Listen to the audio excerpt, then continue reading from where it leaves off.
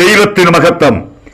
യേശുക്രിസ്തുവിന്റെ വരവും പ്രവചന സംഭവങ്ങൾ 282 ഭാഗത്തേക്ക് ഏവരെയും പ്രാർത്ഥനയോടെ ക്ഷണിച്ചുകൊള്ളുന്നു.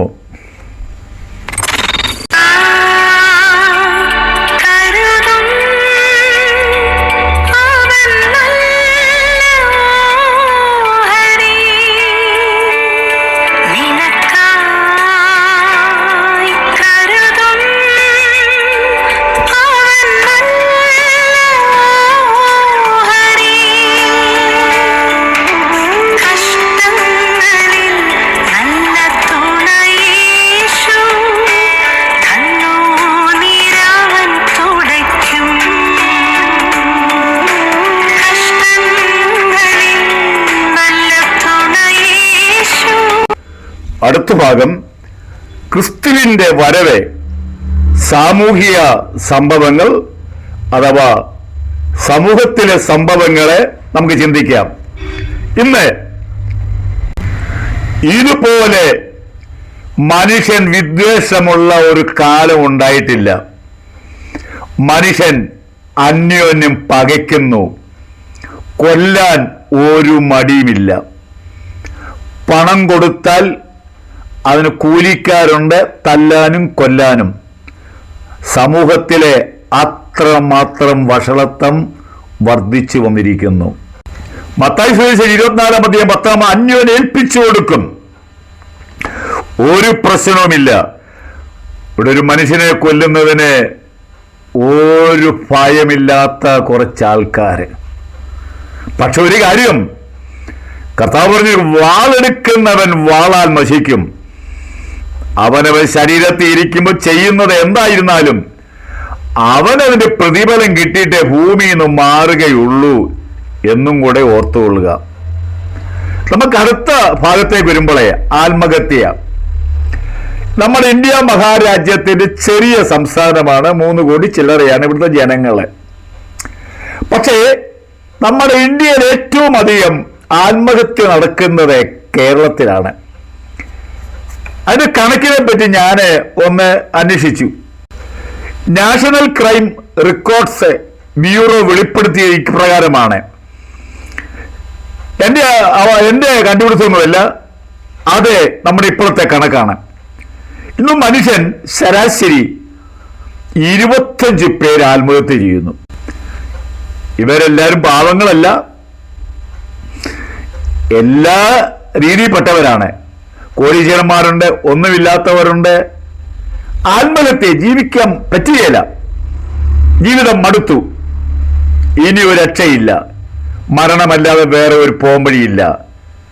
സ്നേഹിതരെ, ആത്മഹത്യ കൊണ്ട് പ്രശ്നം പരിഹരിക്കയില്ല. 1 കൊരിന്ത്യർ 3-ാം 16 വായിക്കുമ്പോൾ മനുഷ്യൻ എന്ന് പറയുന്ന ദൈവത്തിന് മന്ദിരമാണ്. പുതിയ നിയമത്തില് ദൈവത്തിന് മന്ദിരം നമ്മൾ ഓരോ മനുഷ്യരാണ്. അതുകൊണ്ട് ദൈവത്തിന് മന്ദിരത്തെ നശിപ്പിക്കരുത്. പലരും നശിപ്പിക്കുന്നുണ്ട്, മദ്യപാനത്തെ നശിപ്പിക്കുന്നുണ്ട്, പുകവലിയെ നശിപ്പിക്കുന്നവരുണ്ട്. മാരകമായ ഇന്ന് ഒരുപാട് ലഹരി മരുന്നുകൾ കഴിക്കും. ഇതെല്ലാം മനുഷ്യന്റെ ശരീരത്തെ നശിപ്പിക്കുകയാണ്.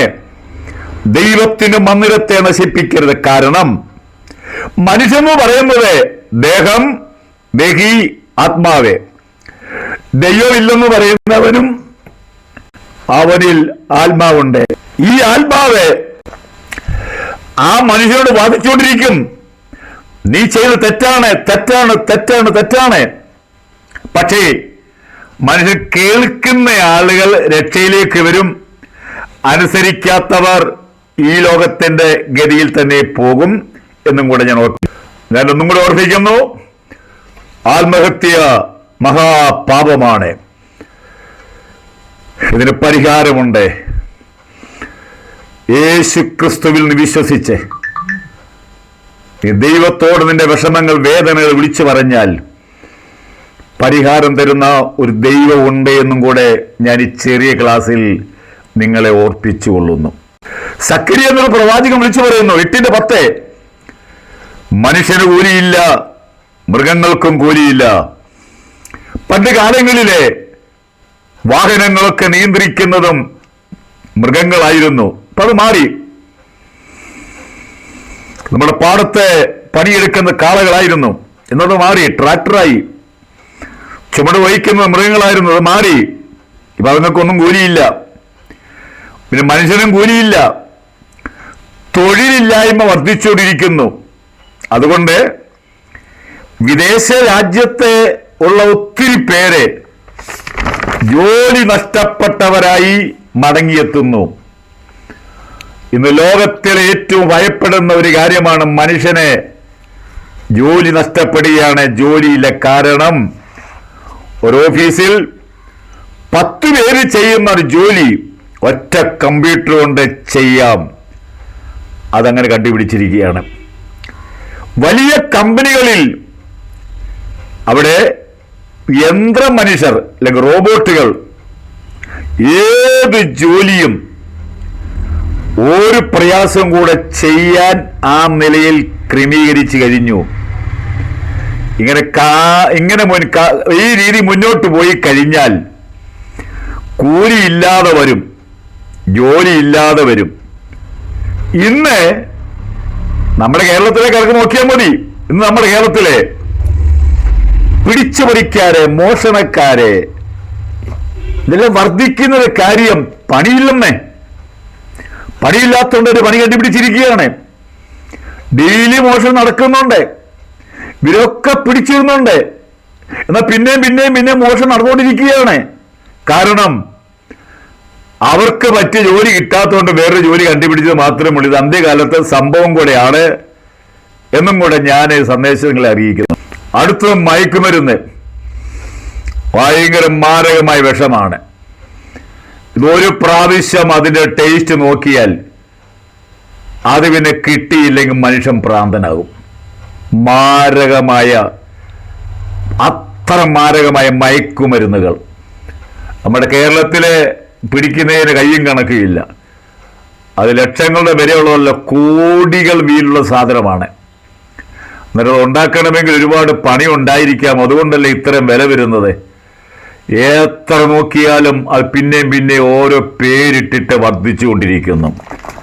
എൻ്റെ സഹോദരങ്ങളെ, നിങ്ങൾ ഉപയോഗിക്കരുത്.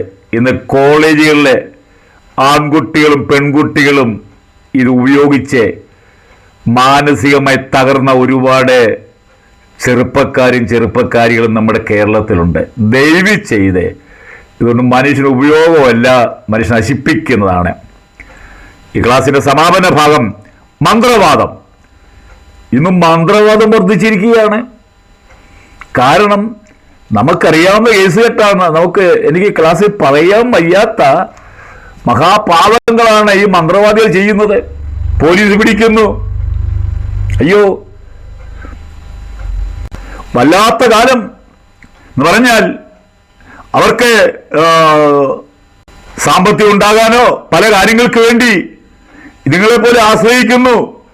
മന്ത്രവാദം കൊണ്ട് ഒരു ഗുണമില്ല എന്നുള്ള കാര്യം ഓർപ്പിച്ചുകൊള്ളുക. ഇവിടെ നരബലി വരെയും നമ്മുടെ കേരളത്തിൽ നടന്നു കഴിഞ്ഞു. എന്തെങ്കിലും നന്മ ലഭിക്കുമെന്ന് വിചാരിച്ച് നരബലിക്ക് വരെയും മനുഷ്യൻ മുന്നോട്ട് വന്ന് അവരെയൊക്കെ പിടിച്ചുകൊണ്ടിരിക്കുന്നു. നമ്മുടെ ഈ കാലം അത്രമാത്രം പുരോഗമിച്ചിട്ടും ശാസ്ത്രപരമായി സാങ്കേതികപരമായിട്ട് ഉയർന്നു വരുമ്പോൾ ഈ മന്ത്രവാദത്തിന്റെ പിന്നാലെ പോകുന്നത് ചിന്തിക്കാൻ കഴിയുന്ന കാര്യമല്ല. പോയിട്ടുള്ളവരെ ചിന്തിക്കുക, ഒരു ഫലവും ഉണ്ടായില്ല. നിങ്ങളുടെ പണം പോയി, നിങ്ങളുടെ മാനം പോയി എന്ന് മാത്രമേ ഉള്ളൂ. എന്നാൽ ഇത് അന്ത്യകാലത്ത് സംഭവിക്കും.